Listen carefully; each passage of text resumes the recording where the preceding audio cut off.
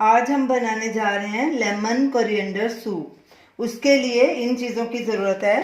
Fresh धनिया 3 tablespoon बारीक कटा हुआ, कैबेज 2 टेबलस्पून बारीक कटी हुई, गाजर बारीक कटी हुई 2 tablespoon, butter 1 tablespoon, garlic paste 1 teaspoon, ginger paste 1 teaspoon, 1 बारीक कटी हुई हरी मिर्च, 1 नींबू का रस, 1/4 टीस्पून काली मिर्च, नमक स्वाद अनुसार या half tea spoon, cornflour 1 tablespoon और पानी 2 कप, क्योंकि हम ये 2 लोगों के लिए बना रहे हैं सूप। तो चलिए सूप बनाना शुरू करते हैं।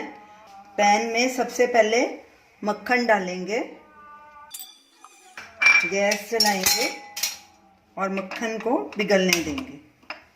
गैस मीडियम आंच पे रखेंगे। मक्खन पिघल चुका है, गैस बिल्कुल सिम पे कर देंगे। इसमें अब डालेंगे सबसे पहले लहसुन, अदरक और हरी मिर्ची।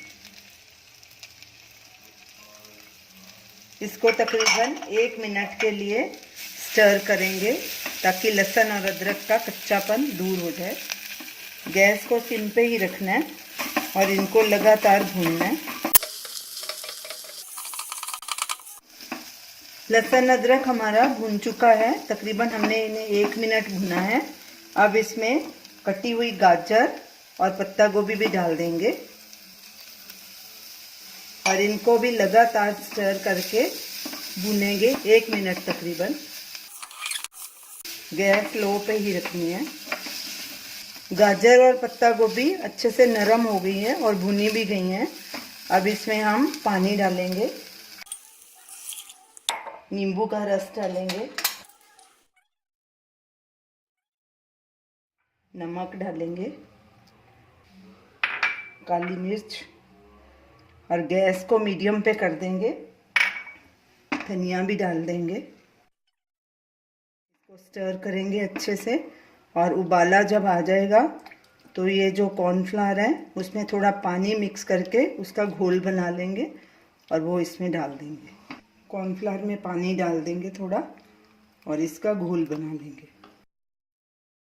सूप में उबाला आ गया है, अब इसमें कॉर्नफ्लावर डालेंगे। कॉर्नफ्लावर डालने का ये फ़ायदा है कि सब्जियां नीचे नहीं बैठेंगी, ऊपर ऊपर ही रहेंगी। अब इसको अच्छे से मिक्स करेंगे और 1-2 उबाले और आने देंगे। सूप में 2-3 उबाले आ चुके हैं, हमारा सूप तैयार है। अब गैस करेंगे बंद और इसको सर्व करेंगे। तो ये रही हमारी आज की रेसिपी, लेमन कोरिएंडर सूप। आप इसे ज़रूर ट्राई कीजिए और हमें अपना फीडबैक दीजिए और हमें बताइए कि आपको ये हमारी रेसिपी कैसी लगी। हमारे वीडियो को शेयर कीजिए, हमारे चैनल को सब्सक्राइब कीजिए। Thanks for watching.